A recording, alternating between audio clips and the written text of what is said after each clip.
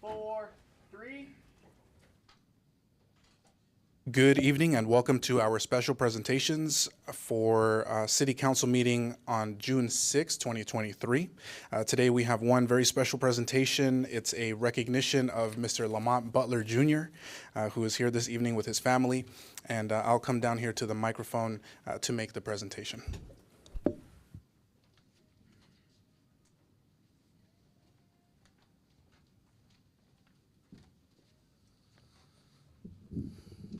Well, good evening. Buenas tardes, everyone. Thank you for coming to tonight's special presentations.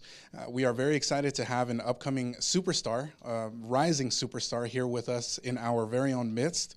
Moreno Valley is home to a lot of talented individuals, with many reaching national acclaim for their talents. With us today is a young man who, through his own dedication and effort, has made a name for himself in the basketball world.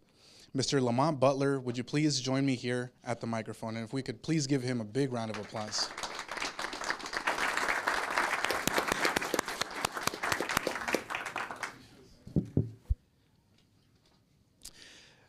Lamont Butler, as some of you may already know, is a rising basketball star.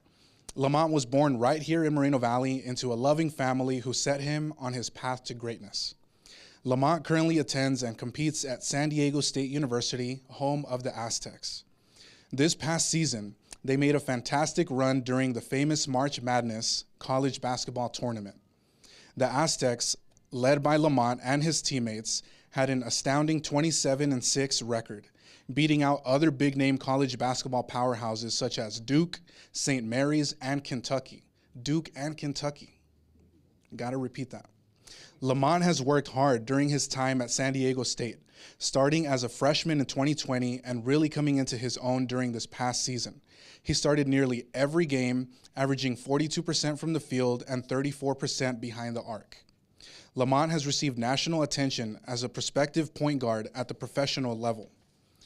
Lamont and the Aztecs pushed through the competition during the first few rounds, easily beating Charleston and Furman University and dominating the #1 seed University of Alabama.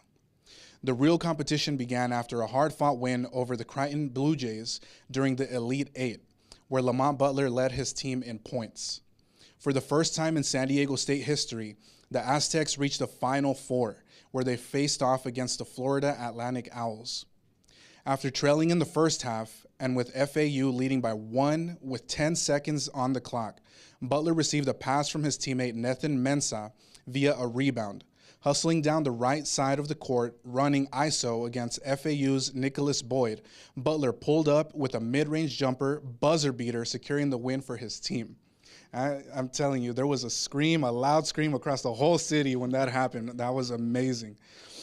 It was arguably one of the best and most thrilling shots in NCAA history, and I'm not exaggerating when I say that. With that shot, Lamont propelled the Aztecs to the NCAA National Championship game. Unfortunately, pressed against the national favorite UConn Huskies, they lost. However, Lamont and the Aztecs won the hearts of many across the country. In an era so focused on the next freak shot from Damian Lillard or a game that will affect LeBron's legacy, Lamont's performance sent the basketball world into a frenzy. As you might tell, I'm a huge fan of what Lamont has accomplished while at San Diego State, and I, as well as many others, are excited to see the great heights he'll reach in the future. And I know that I believe you're going to be returning to San Diego State for your senior year. Is that correct? Yeah, so we look forward to seeing what you're going to accomplish in that senior year and then what you're going to do after that, because we have another big name that came out of Moreno Valley, Kawhi Leonard, right, who won a couple championships. So, he has what, 2? So, you got to get that third and fourth one, So we're so proud of you, Lamont, and to see your family here with you, we're very proud of you as well. Thank you for sharing your son with us and for letting us be a part of his journey as well. So without further ado, Lamont, we do have a certificate right over here for you. I'm going to grab that. And this is a certificate of recognition.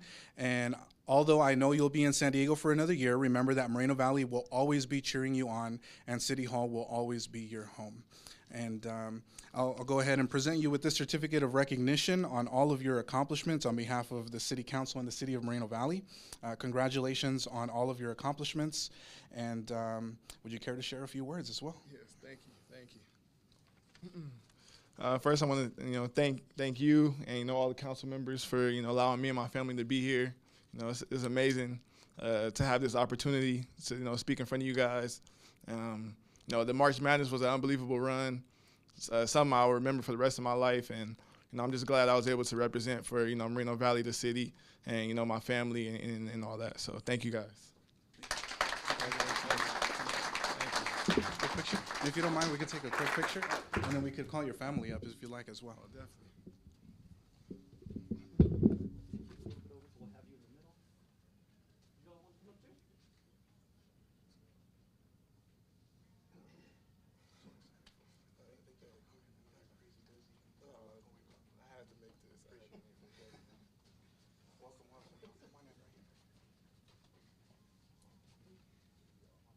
Catch you in just a little bit tighter, Ulysses. A little bit more. There you go. All right. And 1, 2, 3. Beautiful. That's good. Excellent. And if you like, you can say hello to the rest of the Yes, sir. Oh my gosh. Oh my gosh. Congrats. We represent all the Thank you so much. Appreciate it. Appreciate you. Yes, sir. Anything we could do, we're here for you. I appreciate it. Yes, sir. Thank you so much. This means a lot. Yes, sir. Yes, sir. Absolutely.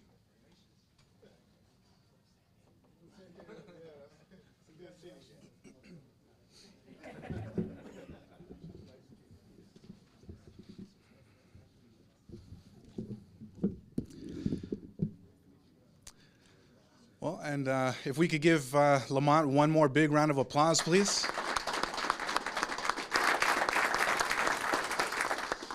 We know you're a busy man and you have a lot more to do, but we appreciate you making the time to come out here and spend this moment with us. So congratulations once again, and wish you all the very best moving forward. So with that, that'll conclude our special presentations for this evening, and we'll be back in about 10 minutes or so for our regular council meeting. Thank you.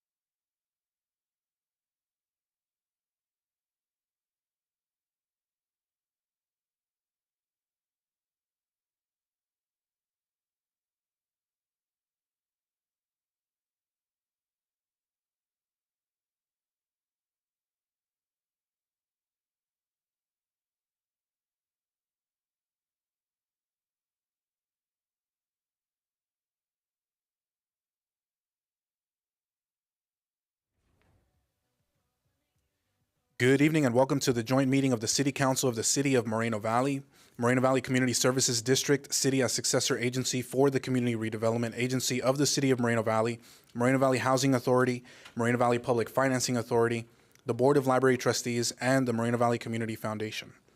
The City Council receives a separate stipend for CSD meetings.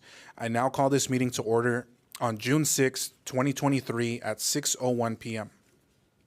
The Pledge of Allegiance will be led by Mayor Pro Tem Delgado, and please remain standing after the pledge for our invocation by Pastor Sergio Cázares of Generations Church. Please join me by placing your hand over your heart. Ready, begin. I pledge allegiance to the flag of the United States of America and to the republic for which it stands, one nation, under God, indivisible, with liberty and justice for all. Good evening. Thank you, Mayor and the City of Moreno Valley, for having us tonight. And just wanted to do a quick prayer. I know it's a month and a lot of situations going on in the city, but we're here for one reason, and that's to make our city better and to bring hope to our residents. And that's what we're here for and united for, with disagreements or no disagreements. Our purpose is to bring hope and peace to our city. Father, we thank you tonight. We thank you because you are so good to us. And we ask you to just bless every single person in this room that is fighting for the same cause.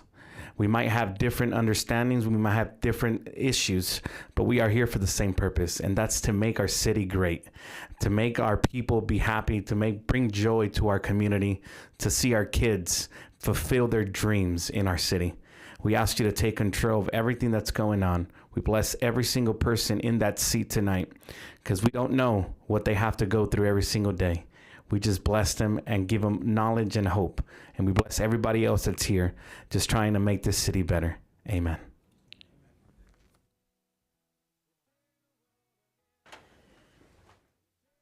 Thank you very much again, Pastor Sergio Cázares from Generations Church. Thank you. Madam Clerk, roll call, please. Councilmember Baca Santa Cruz. Here. Councilmember Marcus. Here. Councilmember Bernard. Here. Mayor Pro Tem Delgado. Here, ma'am. And Mayor Cabrera. Here. Thank you, Madam Clerk. Staff introductions, please. Jane Halstead, City Clerk. Patty Rodriguez, Senior Deputy City Clerk. Paul Bradvica, Deputy City Clerk. Steve Quintanilla, Interim City Attorney. Mike Lee, City Manager. Ryan Mohan, Assistant City Manager, Chief Financial Officer, City Treasurer. Michael Lloyd, Assistant City Manager for Development. John Keller, Acting Community Development Director. Melissa Walker, Director of Public Works. Jeremy Bubnick, Director of Parks and Community Services. Ken Reichel, Chief Police. And Jesse Park, Fire Chief. Thank you very much, staff. As always, good to see you here. A reminder that the city is currently offering Spanish translation services if anyone is interested in this feature. La ciudad actualmente ofrece servicios de traducción al español. Si alguien está interesado, por favor, nos avisan. Before we hear public comments this evening, I ask and encourage everyone participating to keep their comments respectful toward others, especially toward the individual speaking. I embrace and support the First Amendment right to free speech, including everyone's right to speak at this meeting and to share their views about issues concerning our city. But we can be more productive by being civil and respectful toward one another in this meeting. Finally, I ask that speakers bear in mind that comments will be limited for each speaker, and I encourage everyone to refrain from duplicating comments already made by others, other than to note that you agree or disagree with the prior comments. In order to preserve the meeting decorum, council and staff will not respond during public comment. Any council comments or questions to staff may be addressed during the council closing comments. Public comments on matters not on the agenda under the jurisdiction of the City Council. Each speaker will be allowed a total of 3 minutes to comment on any and all items which are not on the agenda, which are within the subject matter jurisdiction of the City Council. Madam Clerk, are there any requests to speak on non-agenda items? We have 4 requests to speak thus far, Mayor. Okay, let's go ahead and call up the first 3, please. The first 3 are Drexel Johnson, Brandon Karn, and Daryl Terrell.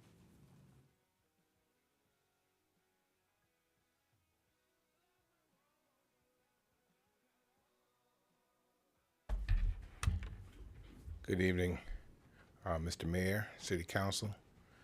My name is Drexel Johnson, and I'm a general engineering contractor, but I'm also the founder and executive director of the Young Black Contractors Association. And as I said not long ago at a planning meeting, I don't see one black face on any of the construction projects currently going on in the city of Moreno Valley. And I know there's a process. I know there are requirements. At this particular time, without me getting any deeper into this, black people are fed up with it, and we just want to change to the positive side. What does it take for us to get involved? Any questions? Not at this time. Thank you, sir. Next speakers, Brandon Carn, Daryl Terrell, and Frank Fuentes. Hello, do we have the clock? All right. The first thing, I'm here to talk about the arts policy that goes before you in 2 weeks. But before I do want to let the public know about the Artsy Wellness Market, which will be at Brown Sugar Coffee, Saturday the 10th, 12 to 6 p.m. It's on Morgan Avenue. So I'm just pointing out that they have art vendors, yoga, similar events. To the arts policy itself, which will be before you as a council in 2 weeks, I attended the Park Subcommittee meeting today at 3 on Zoom. I had quite a few number of concerns still with the draft as it is. I've sent a draft of my own with a different paragraph to each and every one of you to review. 2 of you at least have seen it. Basically, the gist of this policy as written and adopted by the Arts Commission, but I've said before, I don't feel the Arts Commission and the staff are really getting the point of what we're trying to say as a private art movement or group. And I kind of speak for myself on this. It seems the policy is very overkill. Everything from painting a trash can to a large mural to a bench goes to a vote of the Arts Commission, then separately to City Council. Now, in the meeting today, we had the thought of the staff that would only be a 30-day process, but the Arts Commission has historically been very unreliable. Most of its existence, it has not maintained quorum. Most of its existence, it's been about 10 years. They've only done 3 major things in the history of its existence. The mural outside here on the Civic Center, 2 events that don't have a lot of attendance, a few contests. They don't do a lot when they exist. What you need to do is have a separate application process. The council adopts, they have criteria that you meet. You can give this to the Arts Commission. They go through it step by step. As long as it meets that process, it can get done in 30 days just by what the guidelines the council adopted. The way it works right now is I have no faith that that 30-day process will be maintained, because what's going to happen if the Arts Commission has quorum, say I apply at the beginning of the month, the Arts Commission meets the 4th Wednesday of the month. You have the entire month maybe to process that. Then if they do meet, they do approve of it, and you're probably going to lose a lot of members over the summer. And I understand they're going dark during the summer, the Arts Commission, until at least August. That process then goes 2 weeks to the next council meeting, or 4 weeks. But you guys are pretty backlogged in terms of things to fit on your agenda. This arts policy is literally 2 pages. Could have been adopted in March, April. It has taken, partially because there's lack of quorum, but staff and other concerns, it has taken 4 months to get to you as a council because of all the things you have on your agenda before you go on summer recess. Can you imagine if you have a private series of art applications that go through that? And if the Arts Commission doesn't meet, do they automatically get forward to council or not? You're still drafting the application, but on the 20th, I would like to see this done right, correctly, so you don't have to amend it again and again and again and be pressured by the public to do it correctly, because you can do it correctly the first time. And you Thank you. Next 3 speakers, Daryl Terrell, Frank Fuentes, and Tom Gerald Sr. Hi, my name is Daryl Terrell. Good evening. Robert Kennedy once said, "Some men see things as they are and say, why? I dream of things that never were and say, why not?" Imagine for a moment our city being the home to a minor league baseball team. Why not? I know there's reasons and doubts, and I know they're real. However, I also know that over my last 35 years living in the city, I've seen time and time again, when our backs were against the wall, we didn't listen to doubters. We didn't give up. We came together as a city and we overcame them. And we cannot let the doubts stop us now. There were doubts back then in 1961, even thinking about going to the moon. President Kennedy challenged our nation to do big things and sending the man to the moon and bringing him home safely back to Earth.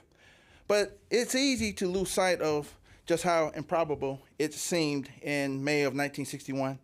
Our nation had just 15 minutes of manned flight experience in space. NASA neither had a rocket nor a plan to get there. Its own engineers had doubts. The science just wasn't there. But he also knew something else. He knew that we as a nation can do big things. That's what we have to do in this city. We have to shoot higher than we've been shooting. But he also understood something else too. He understood the character of the people he led, our resilience, our fearlessness, and our distinguished American ability, revealed time and time again throughout our history, to defy the odds, to fashion our future, to make the world anew. I have unlimited faith in the people in this room, and to you, council, and to you, Mr. Mayor, the business community, and the residents. As the Moon Challenge did for President Kennedy generation, bringing a minor league team to the city of Moreno Valley will bring our community together. That's why President Kennedy said that if we came together and took the challenge, then in a very real sense, it would not be only one man going to the moon. For all, we must work together to put them there. We have all the brain trust in the city. We have people power. We got all the things, the infrastructure here to bring a minor league baseball team. We got hotels going up everywhere. We got the Metrolink over there. We got what it takes. It's time to do a feasibility study and see where it takes us. Because if we don't do anything, we'll keep wondering till we 80, 100 years old, wondering, could we have one here? And I think we can have one there. But we just have to do a feasibility study, market, and see where it takes us. Because I know we could rally the people in this community to see it happen. Thank you. The next three speakers are Frank Fuentes, Tom Gerald Sr., and Bob Palomares. Good evening, everyone. My name is Frank Fuentes, and I represent New American Funding. New American Funding is the largest minority-owned mortgage company in America. We also happen to be the largest lender to Hispanics and African Americans in the country. And the reason for me being here today is to announce and invite everyone here to our upcoming Homebuyer Summit, which will take place on June 24th. I've got some invitations here if anybody is interested. It will be held at the Moreno Valley Conference and Recreation Center just across the parking lot here. And this is a homebuyer education summit. We're bringing in a lot of our national sponsors. There's a big mortgage insurance company by the name of MGIC that's part of the sponsorship package. The Chenoa Fund. The Chenoa Fund is one of the largest down payment assistance funds in the country. They're going to be present as well. And the focus of it is just to bring more awareness, more education to the city of Moreno Valley. My passion and background has been diversity lending for the last 23 years of my career. So I'm super excited and happy and proud to be working here in conjunction with the city of Moreno Valley. So I'm looking forward to seeing you all there. Thank you. The next three speakers are Tom Gerald Sr., Bob Palomares, and Juana Avila.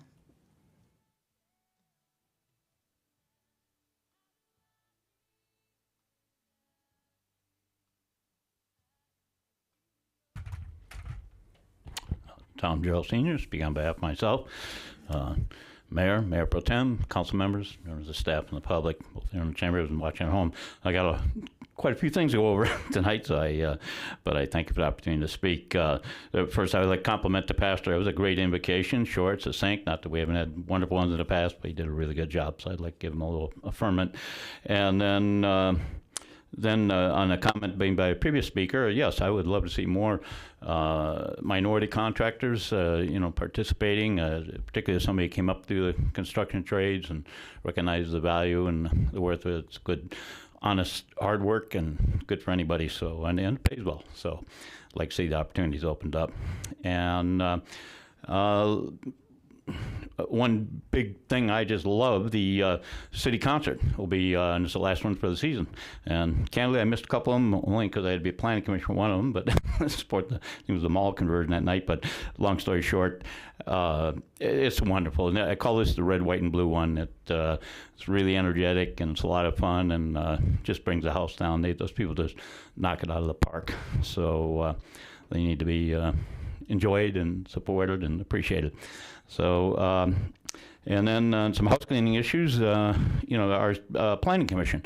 It's ridiculous for us to have 3 vacant seats right now. With 4, all it takes is 1 or 2 to get a bellyache or have a conflict, and all of a sudden we don't have a quorum. And we talk about being customer friendly. Our biggest customers are land developers and stuff. I'm not giving preferential treatment, but they invest millions and millions of dollars, and it has a big impact on where we're going as a community. It creates a lot of employment, a lot of revenue, a lot of tax base, so a lot of fee base. So, if they can't get their hearings, it's not customer friendly. And I'd like to see the 2, we used to have the alternates. I think we really should have that. And it was a good program. And in closing on that, they get $100 a meeting. They were getting that 30 years ago. I think costs have gone up a little bit. It's time we look at it a little better. And I don't have any coming to the commission, so but they've earned it. Personally, I'm celebrating 42 years to the day. First, I woke up this morning in Moreno Valley over on Zinnia Street, and so with my wife and 2 kids at that time, and so been a long tenure, seen a bit, not bragging, just been an interesting adventure. And then finally, I'd like to close on something very, very important. 79 years ago this morning, not only the Americans, but the Allies hit the beaches in Normandy and paid the ultimate price for all of us to salute that flag, freedom of speech, and it was a gallant and a beautiful thing. So maybe we can close the meeting in honor of those who paid the ultimate price. Thank you. Next 3 speakers are Bob Palomares, Juana Avila, and Pete Bleckard. Good evening. First of all, I will salute police and fire. About 4 weeks ago, right there on Hemlock and Heacock, I looked to my left. I was traveling north up Heacock, and I seen the chief with some of his officers, and they were cleaning up that little convenience store, I think, because ever since then, it's been clean. So thank you, Chief. And also, I even seen now the 7-Eleven that's on. It's nice and clean. You don't see so many people, now and then you see 1 or 2, but not like before. So there's a big improvement, and I appreciate that. And the streets are coming along real nice. I love that. They look real good. And I was here at the special meeting they had a couple of weeks ago, I believe. And I just wanted to note, because I read on the Press Enterprise comment by Cabrera, saying that, as Pete had stated, that if you don't vote to move this case forward, you are specifically voting against the public interest of the citizens of the city, which is absolutely true. Cabrera made a statement that filing a lawsuit could cost the city hundreds of thousands of dollars, but that's kind of hypocritical because, not too long back, he was involved in the illegal appointment, and boy, that cost a lot of money too. And he campaigned on transparency, honesty, and working with everybody, but I guess he's keeping his allegiance to Marcus instead of the city, because who knows, maybe Marcus has something on him, because when you stick together like that and not the interest of the people, that's, what should come first. You're a young man. If you're going to go somewhere, you better go honestly, because you can get to the top line, but you won't stay there too long. Thank you. The next 3 speakers are Juana Avila, Pete Bleckard, and Roy Bleckard.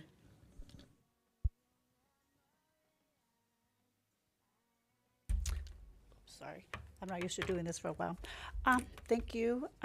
First of all, before I start, I want to commend the police department, the sheriff department being very helpful to me. And I just want to say you guys are the greatest. And I don't mind paying taxes for you guys. Anyway, going forward, I'm here because I have some issues and I've been trying to get someone that would help me with. On the corner of, I guess from Cactus and Oliver, there's a channel that was done there where the promontory park was built. And I'm aware to a lot of the homeowners there, we're running into a lot of problems with pollen from the trees. And it looks like a jungle in there, and I don't think nobody goes there to do the maintenance. And again, the maintenance, thank you, you guys been helpful. But their hands are tied, and I keep calling D.H. Horton and the city, and nobody seems to want to maintain that area. I know that I was there from October till February living there, and it's bad. Right now, 2 weeks ago I was there, and it looked like it was snowing from everything that's coming from those trees, and I have a lot of bad allergies. So it was really bad. It looked like there was snow on the floor, the ground from the pollen that's coming out of those trees. And the second one I have is that they're dogs that are not licensed, and I'm having an issue a lot with my tenants. Per lease, they were not supposed to have any kind of dogs, and apparently they had 3 pit bulls. And when one of them got away, the dog pound did go catch him, but I don't think they gave him a citation because nobody is able to give me information. I guess they have more privacy laws against people that cause issues than myself because they did damage my fence, and I'm the homeowner at the property, and they would not disclose anything. It seems like tenants have more rights than the homeowners are paying the taxes. So I need to know if you could provide me who I need to speak to. And the third issue I have is I know the police department hands are kind of tied up because I always believe that trespassing was someone that's not authorized. And in my lease, I say I need to verify who's in my property after 48 hours. They need to have my permission. And I know the police hands are tied. Like I said, they are not able to remove those people or cite them or anything. So I don't know, do we need to change the laws or did something change the laws? Because I don't recall that if you're trespassing and I'm the homeowner, I have the right to say who could come and go. If they don't have my permission, as far as I'm concerned, they're trespassing. So I need some information or how we'll go about changing these laws. Or is it something in our community here in Moreno Valley? Is it the county or what? Because I spent $60,000 replacing the damaged tenants that lived there for free for 6 months. And now the new tenants, I specifically say no animals. Thank you, Ms. Avila. And if you can, please leave your contact information here with our staff. We'll make sure to follow up with you and address those concerns that you have. We'll have one of our staff get your contact information. Thank you. Next 2 speakers, Pete Bleckard and followed by Roy Bleckard. I'd like you to close in the meeting and for the people that fell in combat at Normandy 79 years ago. I had 2 uncles that lost their lives there. Although I grew up with their kids, and we all kind of lived together because we lived in a little community, he probably knew, the 2 knew me, but I don't remember them. But we should close in memory of that 79 years ago. So I would appreciate you to do that, and and we'll move on from there. Thank you. Roy Bleckard.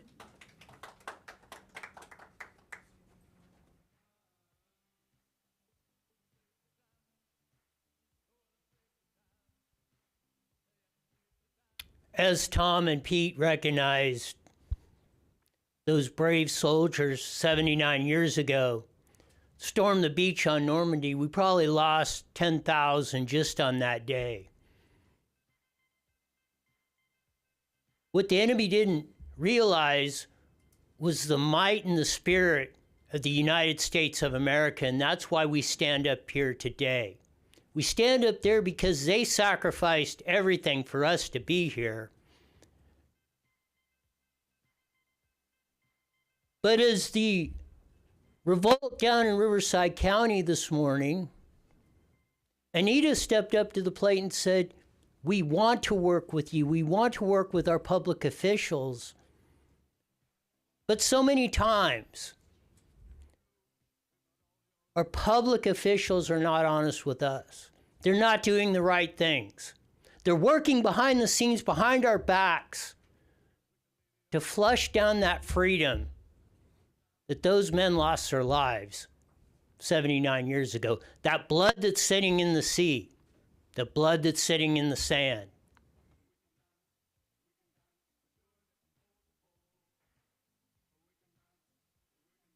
Anything that we're enduring or that at this time pales into comparison to what they did.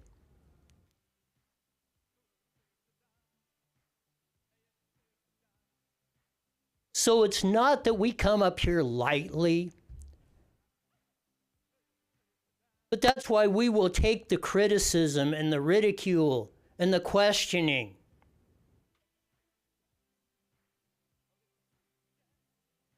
Because we want to see freedom reign. We want to see a better future. We want to see a trust in our government. We want to see a day when we don't have to come up here to every meeting, when we could actually do something else.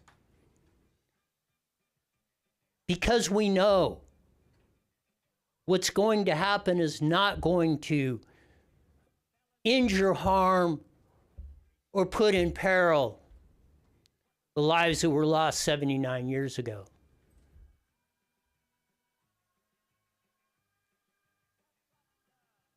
So I hope you will take this into account. I hope you take that into consideration, and I hope that memory sticks with you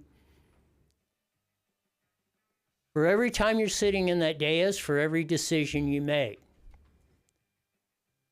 Because just like the decisions that were made then affected the future, the decisions you make are going to affect the future of a lot of people that you don't know.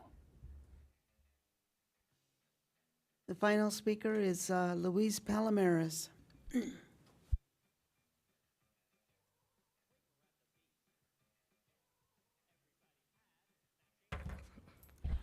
Luis Palomares, community activist. Wow. I agree a lot of stuff that Daryl Terrell said. We need a lot of things in the community, and we need everybody to be on board. But we need leadership. When we have a fake mayor, a lying mayor that lies on a campaign trail, and he's always on campaign 24/7, and we have a special meeting, and he sides with this guy, Marcus, that has broke every rule in the book. Every rule in the book. How do we go forward? Under a lying administrator like him as our mayor, fake mayor. He blew away, I heard him at one of the last councils, he said that, oh, we should ask the developers and the builders to help us on this. I think it was something about parking. Well, you just blew away $30 million. The Moreno Valley Trade Center for 12 people, my forever house people. 30 million plus the park that was going to have so much, a baseball diamond, a community center, and they were going to maintain it, the builder that was going to come to put one building over there by Aldi's. You blew that away, but you want to come and ask the developers for $1 and a handout? You figure out. You're the mayor that knows everything. You got all the answers. You got all the answers, right? That's what you said. You're a fake, phony, and a liar. You're still there, and you bring nothing but shame and embarrassment to the city because you side with this lying Marcus here. It's a sad day in Moreno Valley that I gotta still come up here and talk like this. I am so sick of it because we have great things, amazing things happening in our city. We have to fill those seats for the commissioners. What's up with that? You had everybody come in here, all your supporters, and you had to pay everybody their promise back when you were trying to fill all the commissioner seat. What happened? What happened with that? What about the commissioners? We're 3 commissioners down, and you can't fill that, and you can't fill those seats, but you wanted to fill all these live arts commission, all that. And I agree with the last speaker that talked about the arts. You know, you gave everybody a lot of campaign promises, and you can't take care of it. And all you do is stack the agenda with a bunch of nonsense, all your drama. The staff's doing everything they can, but goddamn, they can't keep up with you. You know, all your personal stuff, all your agenda. That's right, you're going to be our next president, right? You're a shame to the city. And we need leadership, good leadership. You're not a leader. You're not a leader. You're just a phony and a liar. And you use the people. And you still haven't filled your campaign promises. And you're on a 24-hour, all the time campaign. You never stop campaigning. It's sad. What about campaigning to get some commissioners on there? I know there's some slips in there for those applications. What's up with that? They don't suit you or what? You got to fill your promises to somebody else? That's what it's all about. It's all about you, Cabrera. Shame on you. Thank you. Madam Clerk, do we have any more requests to speak? No, we do not, Mayor. That concludes public comments. Thank you, Madam Clerk. Not on the agenda. So that brings us now to public comments on matters on the agenda. If anyone wishes to speak on any items on the consent calendar, you will have a total of 3 minutes to comment on all items on the consent calendar. If you wish to comment on any other items on the agenda other than the public hearing calendar, you will have a total of 3 minutes to comment on each item at the time the item is called up for consideration. But if we have a large number of speakers on a particular item, it may be necessary to reduce the amount of time for each speaker to comment on the item to allow the City Council time to complete its business as described on the agenda, while allowing each speaker an equal opportunity to speak on the item. For public hearing items, each speaker will be provided with at least 5 minutes to provide testimony on each public hearing item. We are now going to move to our joint consent calendar, sections A through E on the agenda. All items listed under the consent calendar, sections A, B, C, D, and E, are considered to be routine in nature and non-controversial, and may be enacted by one motion unless a member of the City Council or any affiliated agency requests that an item be removed for separate action. The motion to adopt the consent calendars is deemed to be a separate motion by each agency and shall be so recorded by the City Clerk. Items withdrawn for report or discussion will be heard after the public hearing items.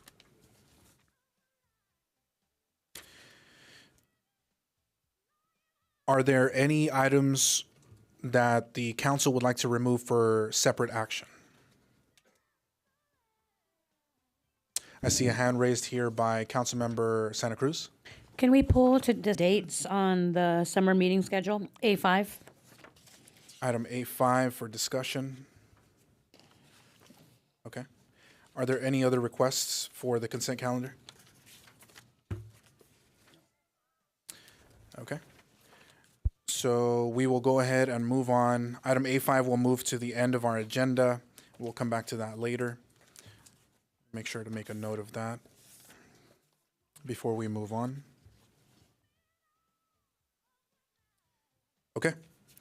So are there any council questions on consent calendar items? Seeing none, that brings us to public comments on consent calendar items other than those removed for separate action. Madam Clerk, are there any requests to speak on consent calendar items?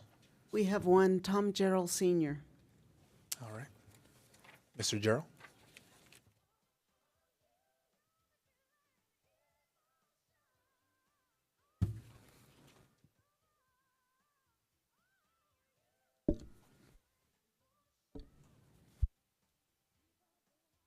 Tom Gell Sr., again speaking on behalf of myself, and in this case a little bit for the Sundance Center, where I spent a bit of time, but I forget the item number, but it's the road closures for the parade, and I just wanted to acknowledge the council's, not just this council, that goes back to the 90s, I think 92 or 3 was the first parade, and actually it was up Sunnymead Boulevard at that time. A lot of people don't remember that, but it caused a bit of havoc with vendors weren't too happy, you know.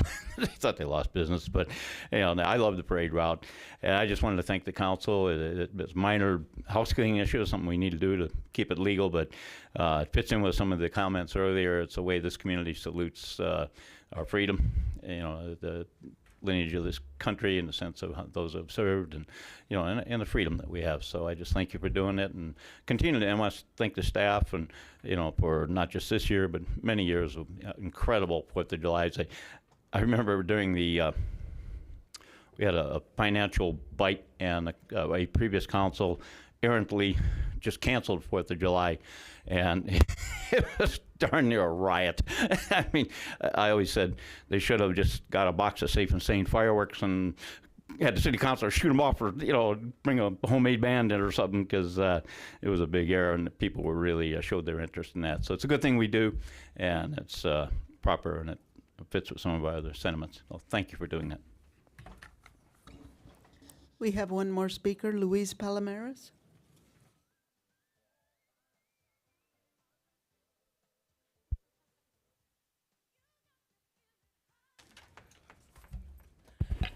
On another note, Luis Palomares, community activist. I want to, my hats off to our police department.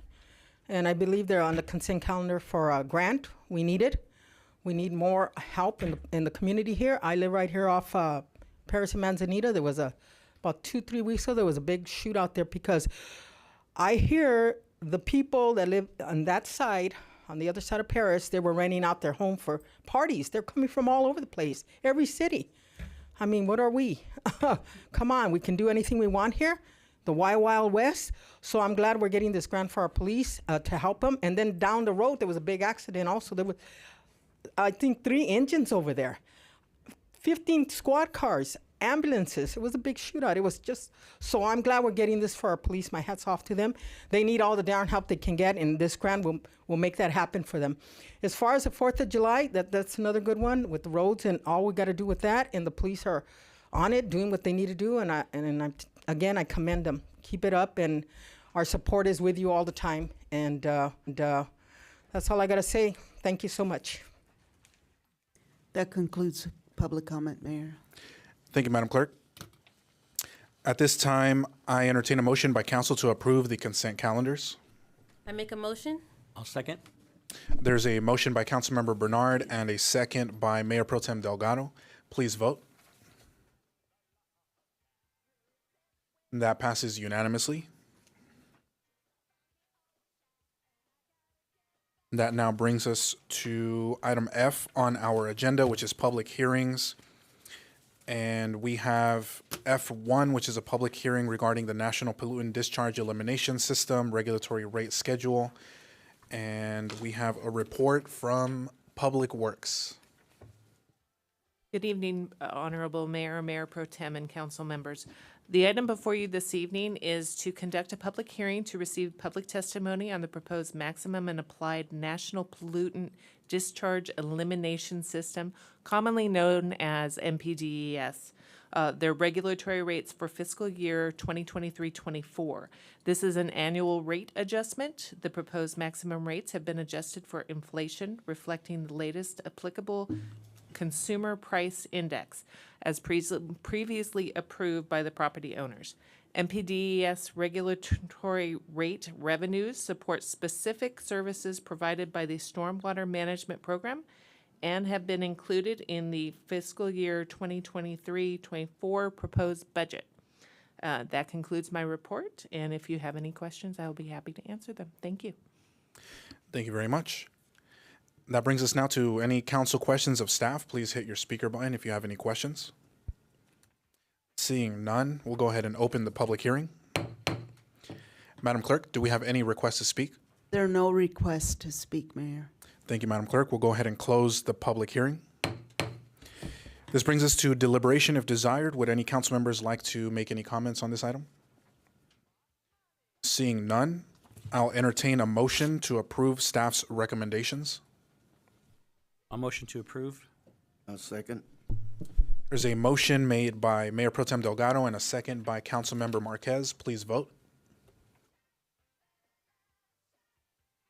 And that passes unanimously with 5 yeses. That brings us now to item F2 on our agenda, which is a public hearing and adoption of the capital improvement plan and budget for fiscal years 23-24 and 24-25. And we have a report from Financial and Management Services. Thank you, Honorable Mayor, Mayor Pro Tem, council members.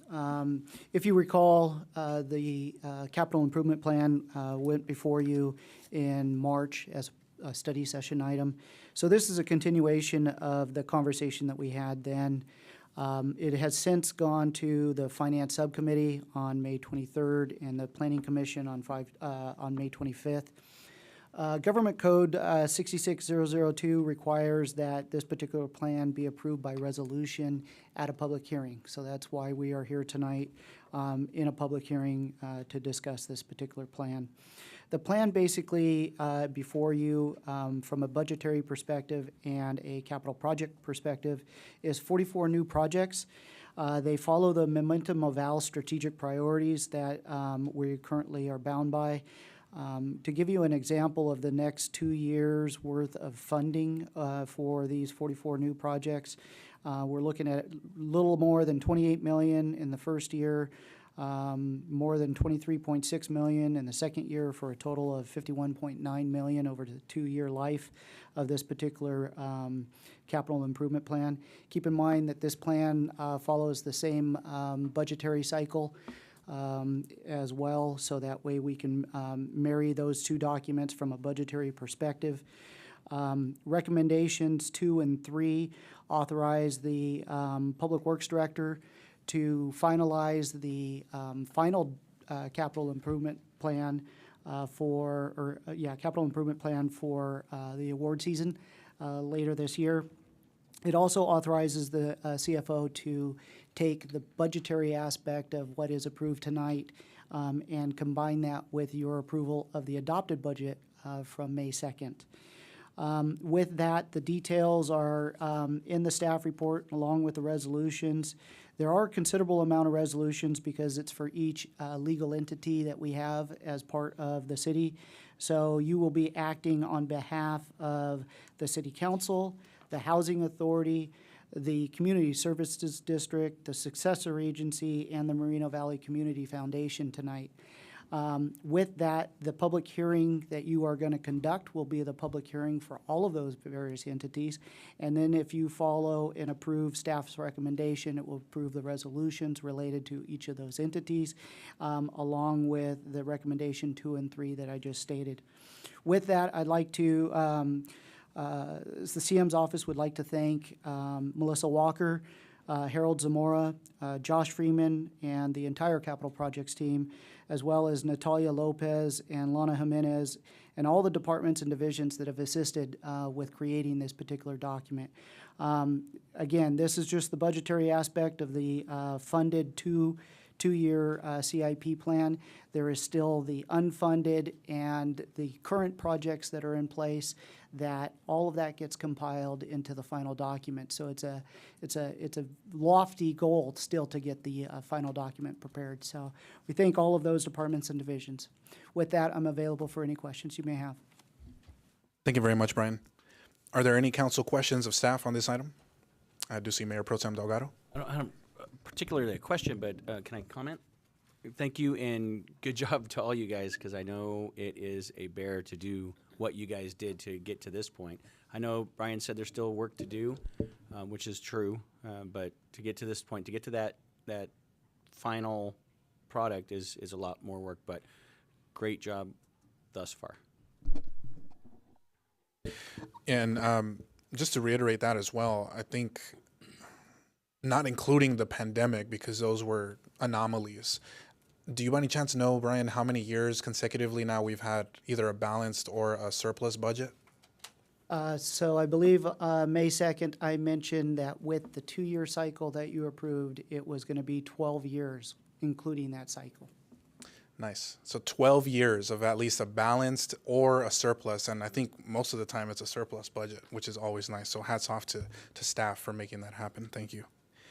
Any other questions of staff? Okay, seeing none, we will move on to the public hearing. I'll go ahead and open that at this time. Madam Clerk, do we have any requests to speak? We have 2, Mayor, Christopher Baca and Tom Gerald Sr.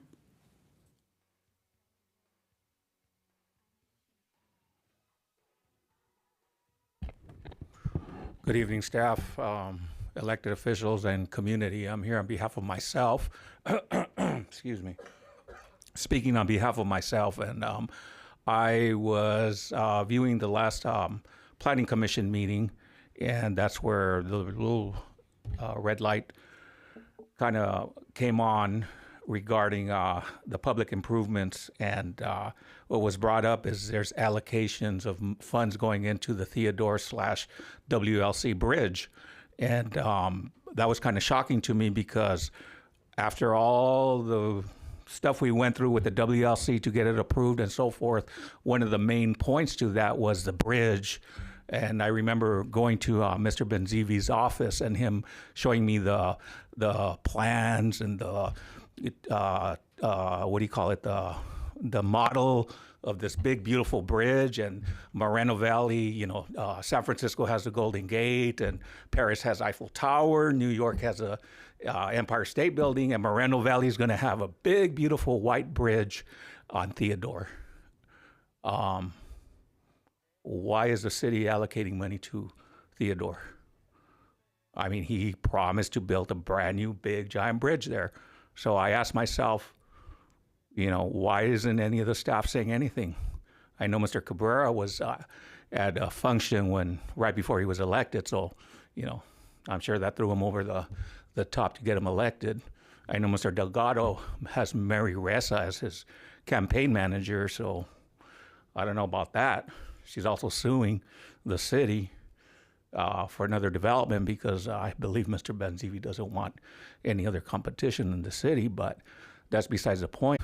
Highland Fairview is supposed to cover that. So that's my query, and that's my question to the city staff and to the city council. Why isn't this being brought up, and why is there money being allocated to Theodore Street Bridge if it's supposed to be completely paid for by Highland Fairview and the World Logistics Center? Thank you.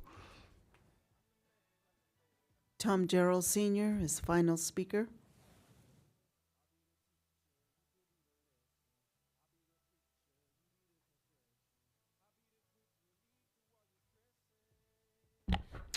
Tom Joe Sr., again, speaking on behalf of myself, Mayor Cabrera, Mayor Pro Tem Delgado, council members, members of staff, and the public. Thanks for the opportunity to speak. Basically, my comment is that we need to keep the ball rolling, and we're doing a darn good job. I've been enjoying watching the paving process throughout the city. I even called one day, and they blew out a lot of paving on Indian Street, and it was not just a lot of quantity, but I like the way they did it. It was very well organized, and they did the outside lanes, they did the inside lanes, and so we had the ability to get up and down it. And they use that system, I guess, in other places, so I appreciate seeing that. I do know that our current paving process is due to a lot of deferred maintenance, which was a bad call. It wasn't a good thing. I understand the money just wasn't there, and being, you know, the small shopping center, I know, you know, how that can happen, but it catches up with you, and you end up paying more. And, you know, one small thing that went in early, all the little squigglies you see where they welded the road back together, that is so important. What a tedious job. I was watching, and, you know, hot. You're out there with that hot stuff, and you got to use a torch and everything. So, and that was throughout the city. And it kind of like unsung heroes there of that part of the thing. Everybody sees the black pavement and the new striping, and that's all the glitz. But, you know, if you without that job would fall apart within a couple of years. So I just commend the good job, and I thank you. And one other compliment I'd like to give the council on their this current council and recent councils in their budgeting. In the past, when we used to go on the budget cycle, my goodness, you couldn't get a call into City Hall to anybody of any substance for 3-4 months, and you'd call and you want to talk to someone and say, well, they're in meetings, and okay, and budget, and so and we're much more getting through this quicker. And I don't think it's just years. I think it's a lot more openness, and I just like the process. I want to commend our staff and our recent councils for really moving the ball forward in the last 10 years and on that cycle. So thank you. One final speaker, Luis Palomares.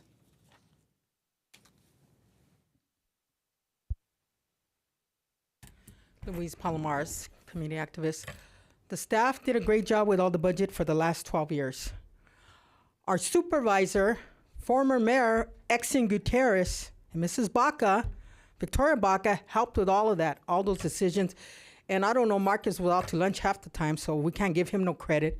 And I know our former mayor here, the asterisk mayor, the fake mayor, you know, he likes to take credit about everything. Oh, he was the one that made it all happen. Like my grandson, he's the one that spearheaded the skate park here in Moreno Park here. And he was taking the credit. I did this, I did that. I did all the stuff with the Kaiser on his campaign trail. So he likes to take a lot of the credit for a lot of things he didn't even do. He was just, you know, fly by night, you know, I just don't have no respect for this guy. I never will, because what he did with LaDonna Johnson, he threw her in there. Ms. Palomares, please Yeah, keep it to the keep to budget. the subject. I'll do that. So the budget, as far as the budget, I give this staff and the former staff a lot of credit for keeping it like that. And it's all good, and let's keep it going forward. As far as the bridge over there, I don't know. Look, we would have had a lot of money, millions of dollars for that Moreno Valley Trade Center, but they blew that one out of the water. But saying all that, that would have been a lot of money. That would have helped a lot in all of these decisions. Maybe Ito could come and build that sports arena. Now the land's there. Let him build it. Let's see if he could. He's going to put a lot. He's getting a lot out of the city. Maybe he can step up to the plate, since he didn't want that there. That was his competition. So, saying all that, yeah, let's keep it going, the budget going, and keep making the right decisions. Staff, thank you. And the council members, thank you. As far as Cabrera, I can't give him a thank you for anything. And his lying companion here, his partner in crime, I don't have no respect for either two of these liars. Thank you.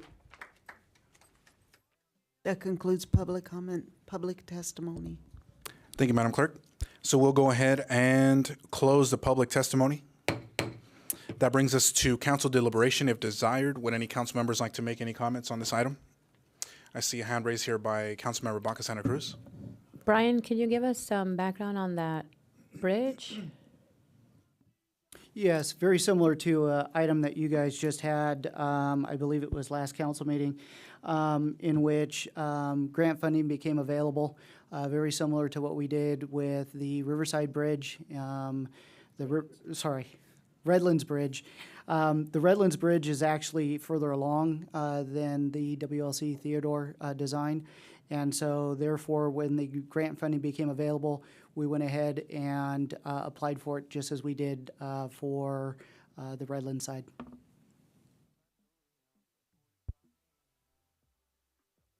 Thank you. Any other council members with any comments or deliberation?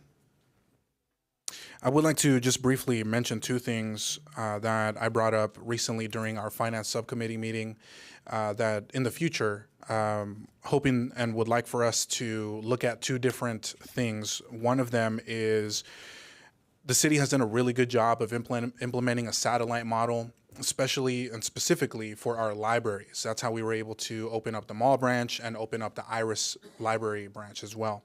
It is more affordable. We can get those facilities operating much quicker than building from the ground up from a vacant parcel. So moving forward, I'm hoping that we will continue to have budget surpluses and I know we have DIF funding sitting there for construction costs, but we need to identify those line items for operational costs. District 2 currently has no library, no rec center, no senior center. District 3 has no library, no rec center either, and they have the only senior center in the city of Moreno Valley. And I know we recently, last year, allocated the $4 million for the expansion of our existing senior center. But the point I'm trying to make and the proposal I'm making for the future is that we consider adopting the satellite model for our future senior centers and rec centers as well, to try to get these facilities online faster and expand to other parts of the city that desperately need it, especially our youth that don't have same type of access to transportation. Up in Sunnymead Ranch area, you have Canyon Springs High School. I know the kids like to go hang out at that shopping center, but there's nowhere else for them to go. So just wanted to put that idea out there. Would love for us to work on that in the future. And then the second thing is another thing I would like for us to just consider. We are a relatively young city. Our median age, I believe, is around 35 years old. We have a lot of families. We have parents here. I think all of us up here on the dais are parents, some of us with very young children. And there's a big demand, a big need for childcare and childcare assistance. And I know we have a lot of local mom and pop childcare providers that operate out of their own homes. And I would like for us to just keep that in mind to figure out ways of how we can assist to either scale and expand our existing childcare provider facilities or assist in helping new childcare providers open their doors and open here in the city of Moreno Valley. I think that would be a huge help for our city socially and also economically. You free up a lot of time and increase productivity as well. So would love for us to just keep that in mind. Other than that, just thank you again to staff for all the work that you're doing. And with that, I will entertain a motion by the council to approve staff's recommendations. I'll motion to approve. I second. Okay, there's a motion by Mayor Pro Tem Delgado and a second by Councilmember Baca Santa Cruz. Please vote. That passes unanimously with 5 yeses. And that addresses all of the items, correct? Correct. Okay, thank you, sir. Okay, so that brings us now to item F3, which is a municipal code amendment to amend various sections within Title IX and other areas of the city's code, standards, and definitions. And we have a report from Community Development. Good evening, Honorable Mayor, Mayor Pro Tem, and City Council members. The proposed municipal code amendments before you this evening are intended to incorporate recent adopted California legislation, including but not limited to Assembly's Bills 101 and 2011 and Senate Bill 897, additionally implementing amendments identified in the city's housing element and making other minor clarifications to the code. This concludes staff's presentation. I'm available for any questions you may have. Thank you very much, Sean. Are there any council questions of staff for this item? Sean, just a brief question. The changes and amendments included in this item, is this strictly for adopting changes that we have to make according to state law because of state legislation? The vast majority of the amendments before you this evening are relative to state law associated with the coming out of the Department of Housing and Community Development. Got it. Thank you. And we do have a question here from Mayor Pro Tem. And Sean, is there any financial impact to the city if we make these changes or if these changes are adopted? There are no direct financial impacts to the city. Ultimately, the implementation of these different measures are going to be incorporated within our development review processes.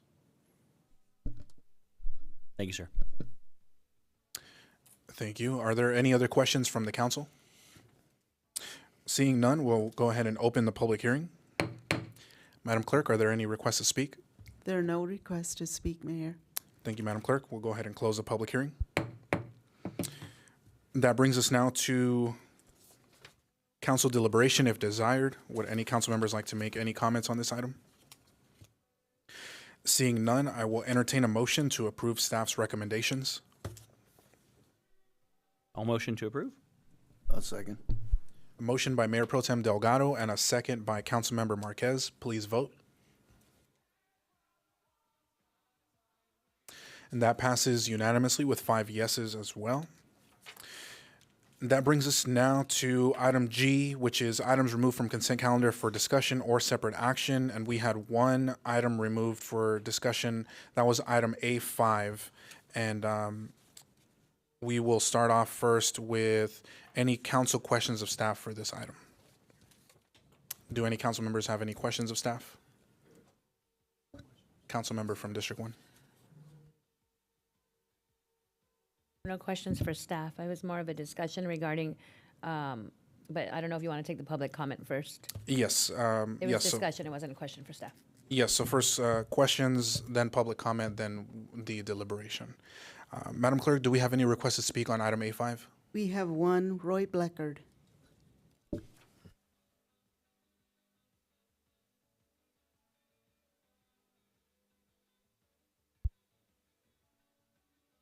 And this will be a 3-minute time limit for this item.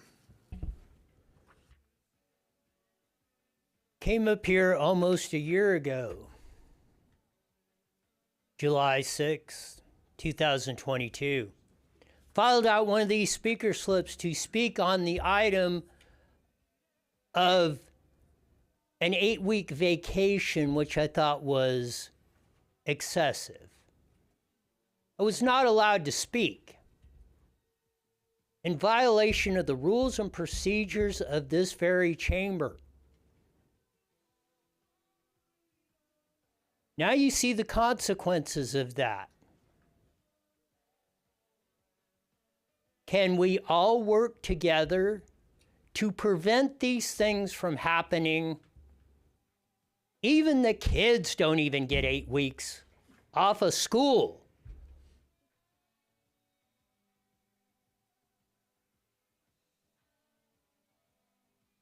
Such an email with in the spirit of what Anita said, let's cooperate a little bit. I think 6 weeks is plenty enough time, which is more than, and I go to probably more of these different ones than any of you. I've never seen anybody take anything more than like a month. 6 weeks is more of a compromise, and even eliminating the study sessions in there.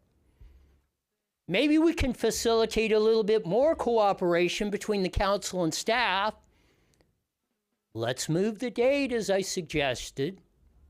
I just picked random ones, July 10th to August 21st, 6 weeks, on a Monday. Let's try it out. So maybe we could be attending, which is very important at Val Verde right now. They got an LCAP meeting in the budget. You know what we're not doing? You know what I'm not doing? I'm not out there able to comment because I'm here. Maybe killing 2 birds with 1 stone. Let's a little temporary, try it out. Maybe you can make some adjustments from there. Maybe we can make this stuff work a little bit smoother. Maybe if people weren't coming up to these daises and these podiums with an attitude because of the circumstances we are put in, maybe these meetings might run a little smoother. Maybe the dialogue will be a little sweeter. Try it out. It's disappointing that I haven't heard that discussion or had that contact, or let's get it done. But again, here's the opportunity. Are you going to seize it? The final speaker is Luis Palomares. Well, the last time I thought was the final speaker, but I guess I'm going to go one more round here. Anyway, 8 weeks, okay. You know what? Why do it? Dave Marcus could take as many weeks as he wants. He breaks every rule in the book, along with our Mayor Cabrera here, his backup, his, right arm right here. So anyway, 8 weeks, I think it's a little excessive. I know everybody needs a break. So do I. I get tired of coming over here. I really do. I could use 8 weeks. But nevertheless, as far as, like I said, we got with the Attorney General about David Marcus here. It's a shame the mayor sticks with him through all of this, everything. Okay, hold on before you say anything. Now, as far as the DA, also for the time, we filed a complaint with the DA about all the missing he did. We're waiting on that one still. But, oh well, so he can take all the time he wants. So why? Give him 3 months. He's missed so much. Now he's showing up because his name's on the hot seat here. Now he's here, but boy, shame on you, David Marcus. You should have resigned the last time around, and you ride with him. Yeah, stick to the project, stick to the name of the game here. The topic is the summer recess The topic is, 8 weeks is a little excessive. Oh, well, so what? We got to be here. Like I said, you'll miss all the time you want, David Marcus, and you're always on a campaign trail, so it doesn't mean anything. 8 weeks would be good for you, Cabrera. Thank you. That concludes public comment, Mayor. Thank you, Madam Clerk. So that brings us now to council deliberation if desired. If any council members would like to make any comments, please hit your speaker button. I see a hand raised here by Councilmember Baca Santa Cruz. Thank you. Yeah, I was thinking that the 8 weeks was a little bit long. Usually we cancel 3 meetings. I know it's a lot of times it's 2 August and 1 July, or 2 July and 1 August. I know that with speaking with staff that the reason this has come up like this is because July 4th happens to fall on on a Tuesday on our meeting. So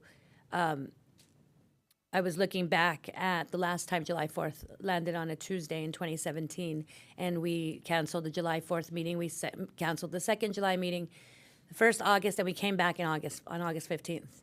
I think that we should come back for the August 15th meeting.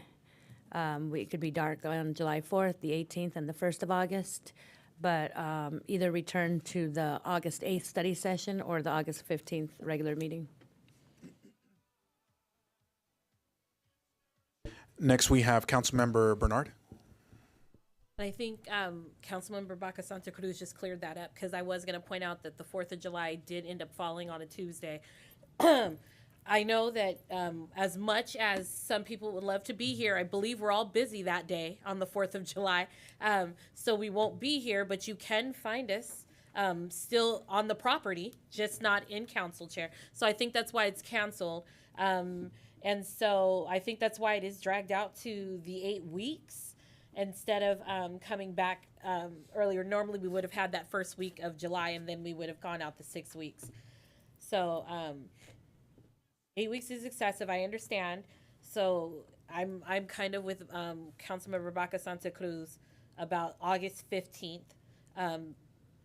If we are able to make that adjustment, if the rest of our council agrees with that, I'm open. Next, we have Mayor Pro Tem Delgado. I was just going to agree with the August 15th. Although we would love to have an extended summer, I know that business has to be done in the city. So August 15 is what I was going to say. I know that you offered the study session, but if we can just skip that one and come back on the 15th, if that works out for everybody.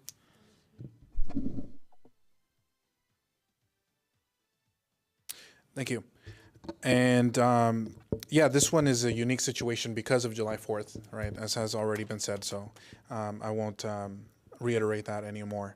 But I see no issue with us. I know staff is recommending the 8 weeks, but if the desire of the council is to decrease it and return on August 15th, I'm fine with that. I don't think it's necessary to come back for the 8th for the study session, but the 15th definitely makes sense.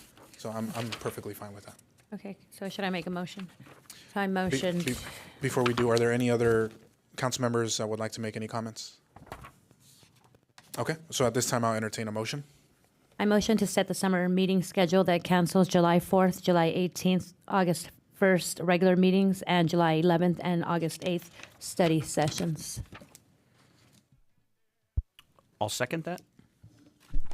Motion made by Councilmember Baca Santa Cruz and a second by Mayor Pro Tem Delgado. Please vote.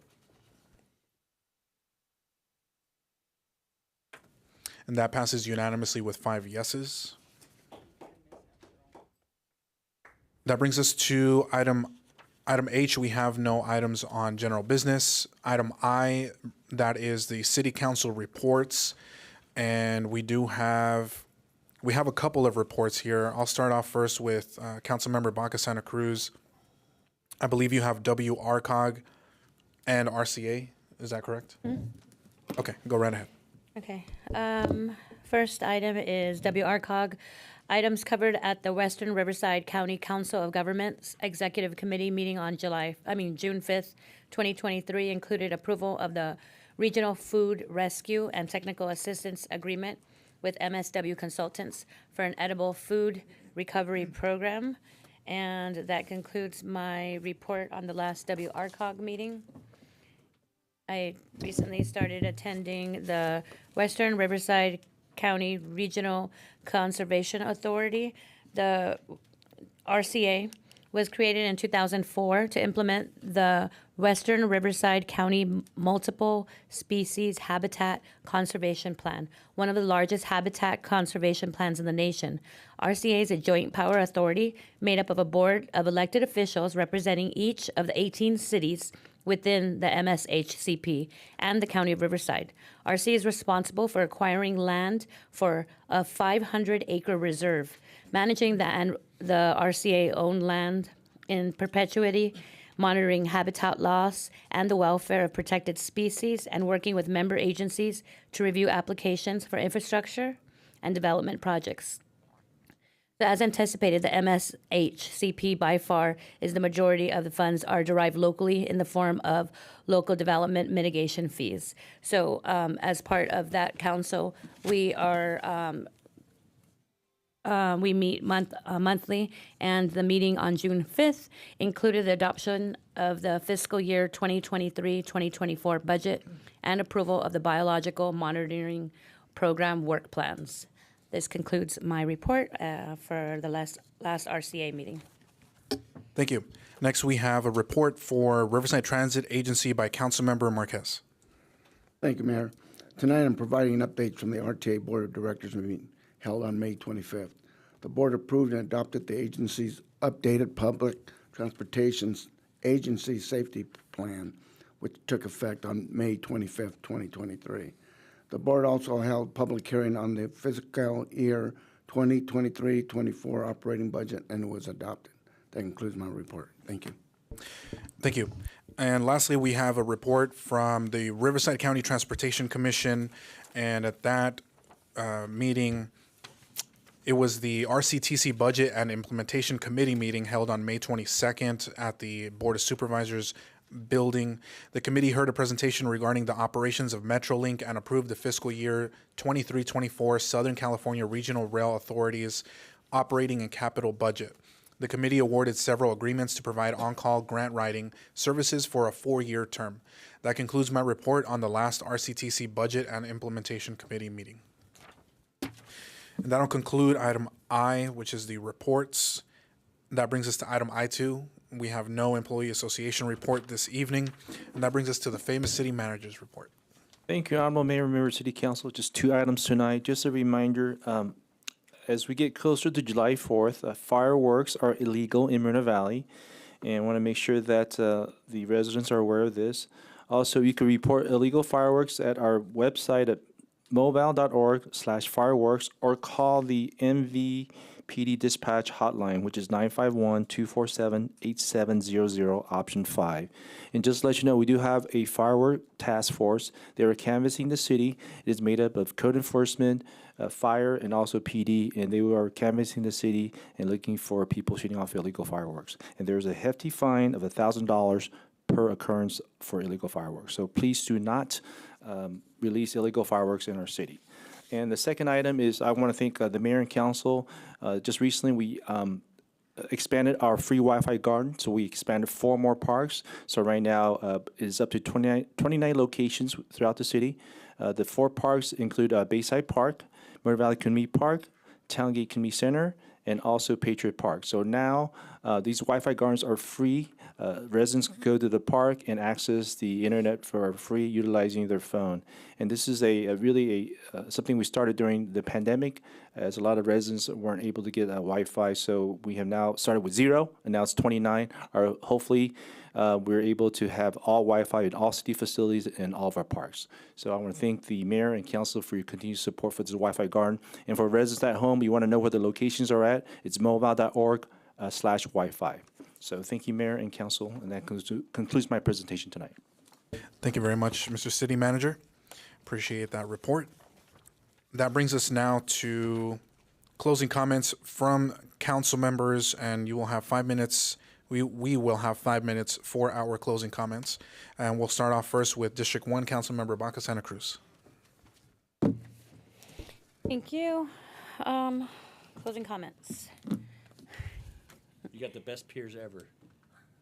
Yeah, I have the best Mayor Pro Tem. Okay. Closing comments. I have recently attended a conference on behalf of the city. It was Contract Cities, held last month. During that conference, I was able to attend sessions that were really focused on the contracts that the city holds. We talked about developing and sustaining cities for tomorrow, thinking about technology, reshaping public safety. We saw a lot of videos on cameras and how they can assist, as well as drones. Flying,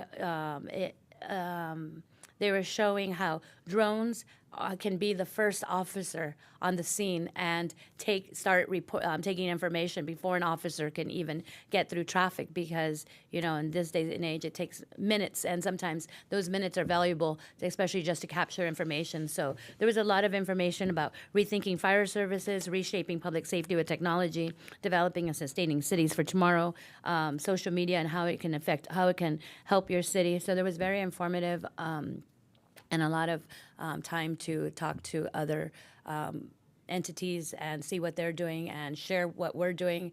And I have to say that we are doing phenomenal for us, all the programs that we do. And I share praises of all of your work, and thank you for everything you do to make Moreno Valley a great place to live and work.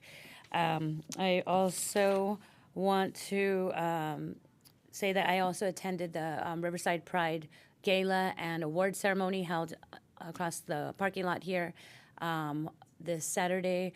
We were celebrating, this is Pride Month, so it's extra important for you to be an ally.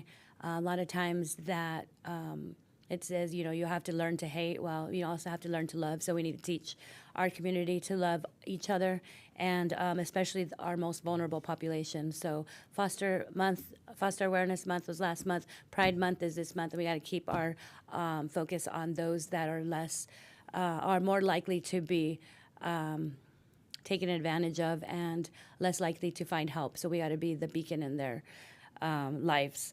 I also want to say congratulations to all the graduates. We'll be having a lot of traffic this week. I think Canyon Springs, my alma mater, is graduating at this moment up off Pigeon Pass. We had March Mountain, our in District 1 graduate this morning. We have Vista del Lago, Rancho Verde, Moreno Valley High School coming up this week, and Moreno Valley College. And then over next weekend, we'll have UCR. So we'll have a lot of graduations and a lot of celebrations. So please be careful out there on those roads. Please keep your family close, and don't celebrate and make it your last celebration. So party responsibly, please. And there'll be another meeting before Juneteenth. So if we... Valley View, you're right, that did forget Valley View High School. And Valley View 2 High Schools, I think, graduated, or will graduate this week as well.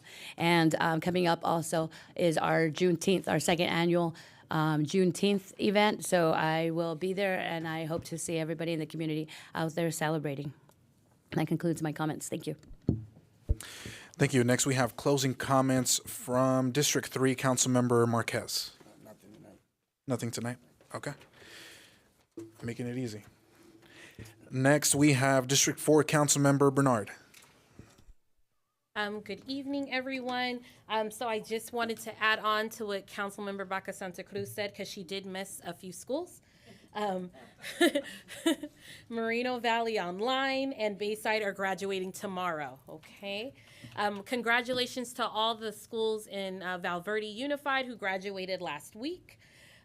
I want to give a special shout out, part of my comments, to Dominic Michael Freely Maldine, who is graduating tomorrow from Moreno Valley. Your mother says she loves you. Yes.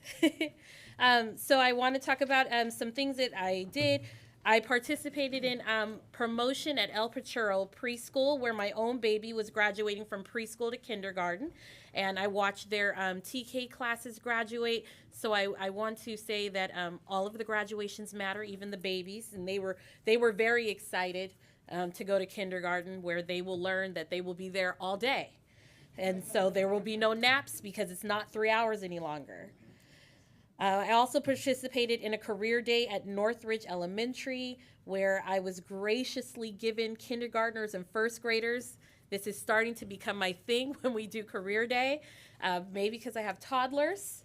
I always have first graders and kindergartners, and to explain to them what we do, I use Paw Patrol and Recess, which was really interesting and fun. I also told the story of how important teachers are by mentioning my own teacher, only to find out my own first grade teacher works there under a different name. And so I actually got to give career day to my first grade teacher. So that was fun. I want to say, yeah, that was really interesting. I'm not going to cry today, because I actually cried when I saw her, because I felt like I was 7 again. So I also want to say, because we will not be back here before Juneteenth, Juneteenth is coming up. We're going to have a wonderful celebration where we're going to celebrate what it means for what freedom looks like for us, the family reunion that it is, because representation matters. So I want to just say, because there's been a lot of conversation about representation and what representation looks like, and representation for the city as it being the second Juneteenth. celebration in this city. And who's going to be standing on a stage and speaking. And I say that in all honesty, as the second Black councilwoman ever elected in the city of Moreno Valley. I take this job very seriously. I do not take it lightly for what my ancestors had to go to for me to even be here today. From my grandmother working in tobacco fields to my grandfather having to enroll in the Marines at 17 years old as a Black man. I take nothing lightly. Them being the product of children of slaves. None of it is ever taken lightly for everything that we have to do and what we earn. And as a Black woman standing up here, I know the thoughts that are in people's heads when I come up here. I know when I open my mouth, people are always wanting to know, is today the day that we see whatever the connotation comes out? And I always strive to make sure that I prove that I deserve to be here. I should be up here, and I've earned the right to be up here. And I've earned the right and the respect of not only just my colleagues, but this community. And I take it very important that we are 30% of this population celebrating our second Juneteenth. So I will end in this. Struggle is a never-ending process. Freedom is never really won. You earn it and win it in every generation. Coretta Scott King. And it's no more true than in the reality of brown and Black people all across this country. It is earned in every single generation. Every generation has to break the glass ceiling. Every generation has to figure out how they're going to get a little bit further than the generation before them. So please, please, please come out to our event. It's going to be a wonderful event. There's going to be a lot of things happening. And I hope to see you guys all there on June 17th between 1 and 5. Thank you. Thank you, Councilmember. Very well said. Next, we have closing comments from Mayor Pro Tem Delgado. And again, how do I follow that? And I will tell you, I respect you, and I'm honored to be on this dais at the same time as you, because our terms are the same. So kudos to you and what you've accomplished. So thank you. Tomorrow night at 7 o'clock at the Cupcake and Espresso in the Lakeshore Village up in the Sunnymead Ranch, I'm having a community meeting regarding the house party and the shooting that was mentioned earlier.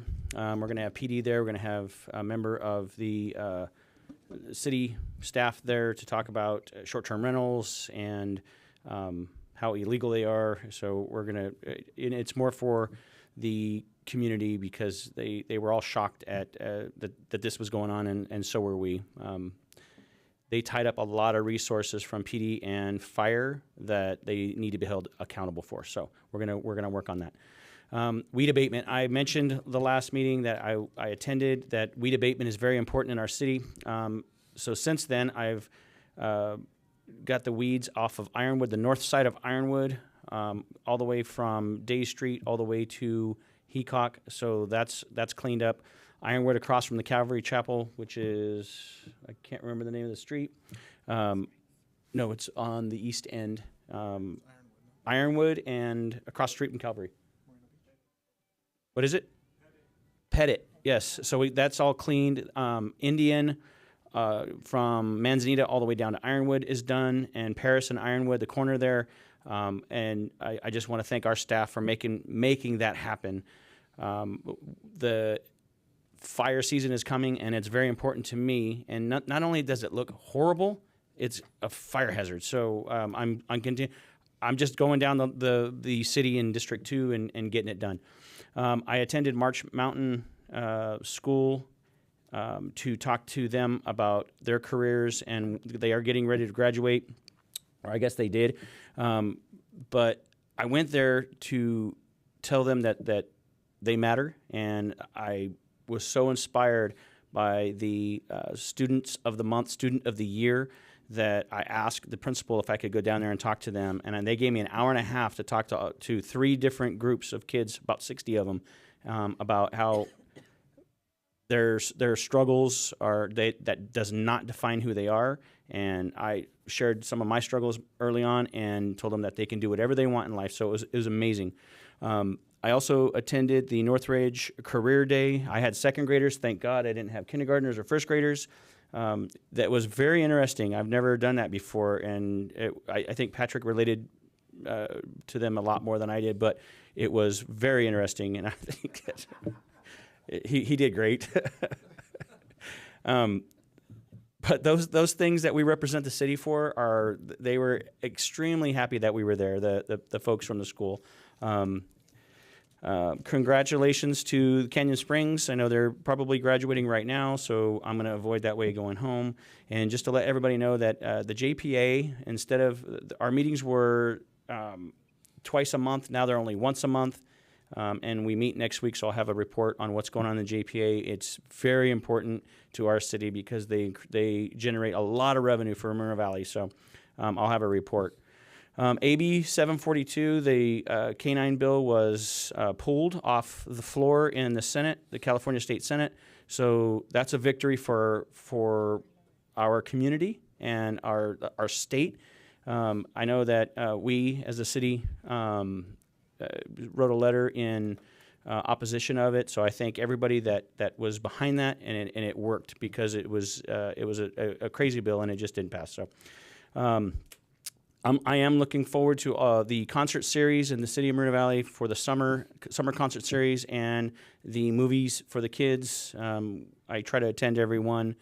And then Juneteenth, like our folks up here said about Juneteenth, I attended last year to the inaugural, and it was amazing, and the turnout was amazing, and I expect it to be even more this year. And I'll leave you with this. Please be kind to one another. It's not that hard. Thank you. Thank you, Mayor Pro Tem. And for my closing comments, I'll start off first by sharing that I had the opportunity to attend the U.S. Conference of Mayors in Columbus, Ohio these past few days. I literally just flew in today and barely made it on time to our meeting. Thankfully, traffic wasn't too bad, but I had an opportunity to meet with mayors from all across the country, including officials from the Department of Transportation, Department of Energy, shared a lot of really good information for grants, for infrastructure funding that is coming down the pipeline. Had the opportunity to meet and sit on a panel with folks like Mayor Karen Bass, Mayor Rex Richardson, Mayor Francis Suarez from Miami, Mayor Farrah Khan from Irvine as well. They have extensive knowledge, and they're doing a lot of really great things in their respective cities. One of the more powerful ones was the one on homelessness, and we had all three of them were actually on the panel as well. So brought back a lot of good things, including topics like electric vehicles, public-private partnerships, and I even had a chance to talk to the folks from Flock Safety, and we some good things coming down there as well. So we'll talk some more about that. Mr. Frank Fuentes, not here anymore. He headed out, but he did come to share during public comment about the Homeownership Summit. I think we all know how important and critical homeownership is, especially to creating generational wealth. And we can talk about property taxes and many other things and the quality of life for our communities. But I'll be sponsoring the event out of my discretionary funds, and invite my colleagues here on the council as well, if they have any discretionary funds left, to sponsor the event as well, if you're able to. That would help a lot. One of the public speakers brought up the appointments to the boards and commissions.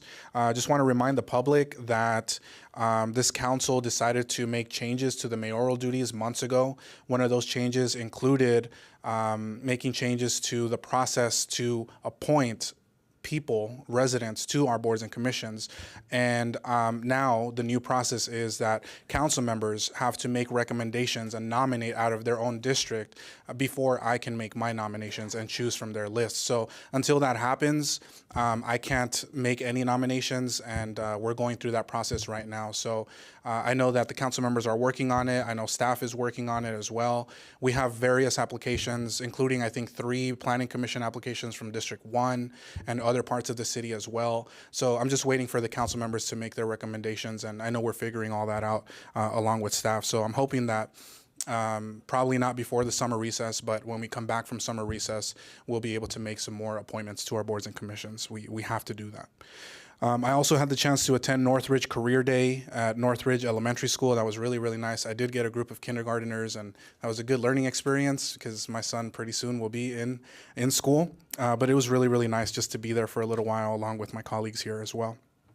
had the chance to attend Moreno Valley College for their iInnovation event with Professor Rob Mason for recognizing entrepreneurs who are starting their own businesses and startups here and studying at Moreno Valley College. So that was really, really nice. Again, this is something that is really, I'm very passionate about entrepreneurship and startups. I talk about it all the time, and just want to give a shout out to Moreno Valley College and Rob Mason for the work that they're doing for entrepreneurship with their students. Pooja and Rohit, want to give you guys a shout out. Congratulations, graduating from high school with 5 degrees apiece. Before even graduating high school, you're leaving with 5 degrees apiece. So congratulations. If we could give them a round of applause. You're making our city proud. I wish you all the well as you go off to college now. Outgoing Emerging Leaders Council chair and vice chair. So thank you for your service to our city, and don't forget about us when you're done with college. Congratulations as well to all of our graduates across the city, across town. A lot of work to get to this point, but congratulations on all of your accomplishments, and wish you all the best as well moving forward. And just with the time I have left, would like to make 2 proposals to add 2 items to our agenda for our next council meeting, and we'll have to take a vote. With the new mayoral duties now, it requires at least two members of the council to agree to put it on the agenda. So first one that I'd like to take a vote on is to propose a collaboration with MVUSD and or any private organizations to provide swimming and safety lessons to our residents, specifically our youth in the city of Moreno Valley during the summer.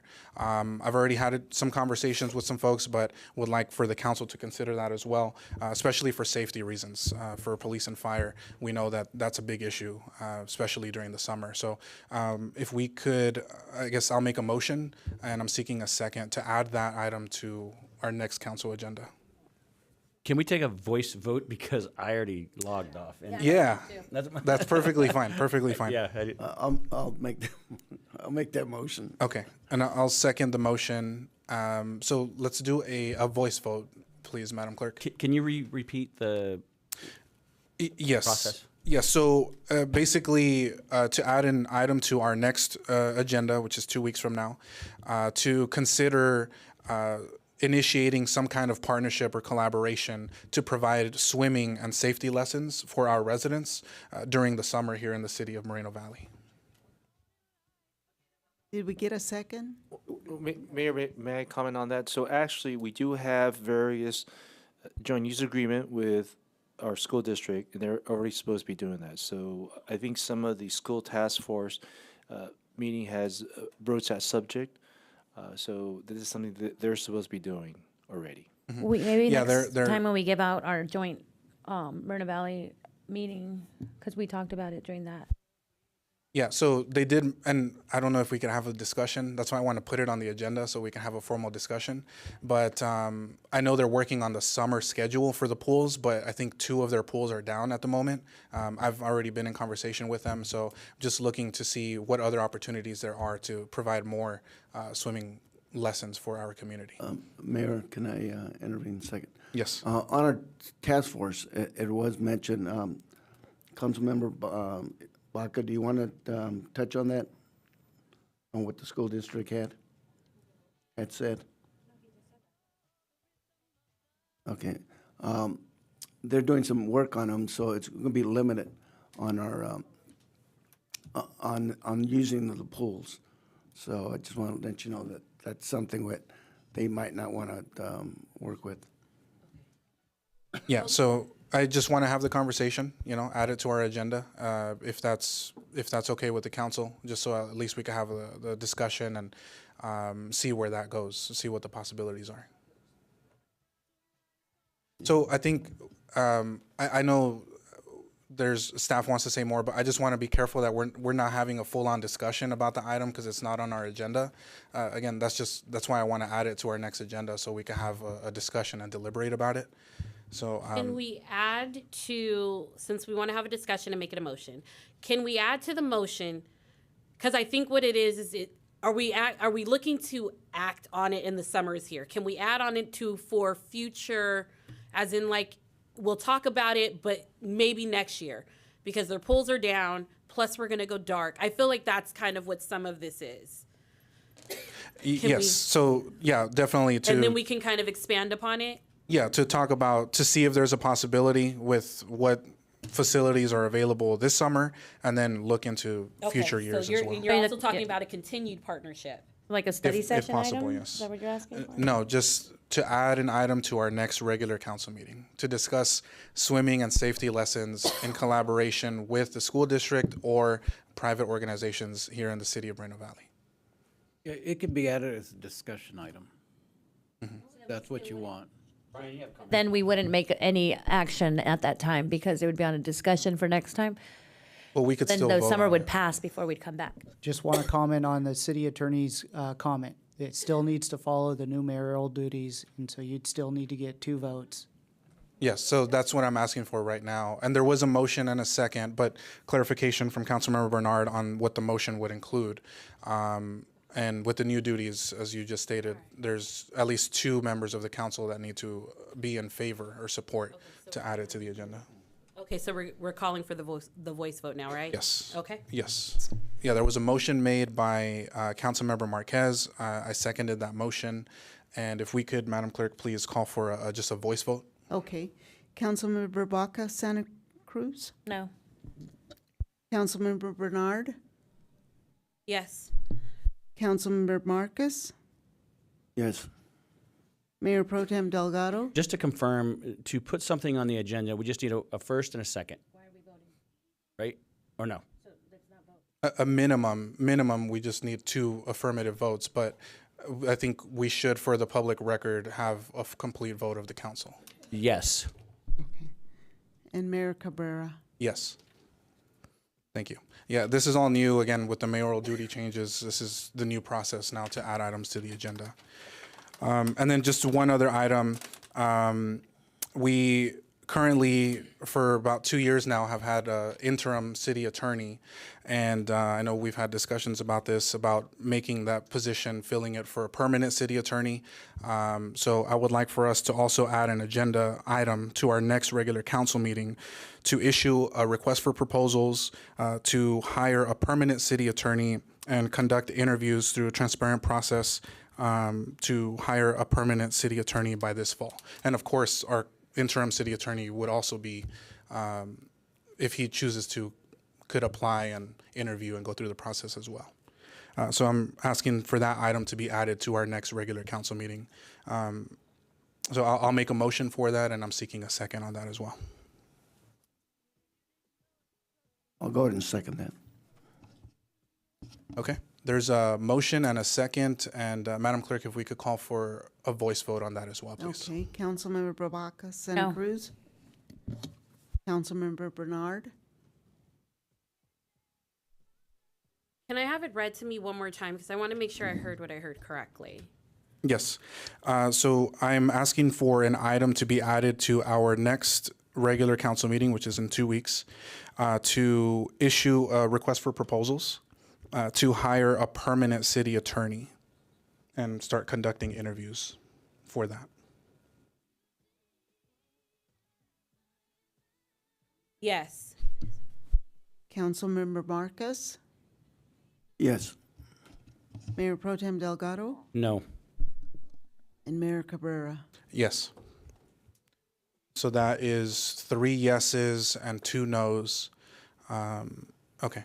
So those are the only 2 items that I had, and so those 2 items will be on our next regular council meeting. So with that, I do want to close this meeting as requested. I want to close this meeting in memory of all the lives lost in Normandy many decades ago. We will close in their memory. And this meeting is now adjourned at 7:39 p.m.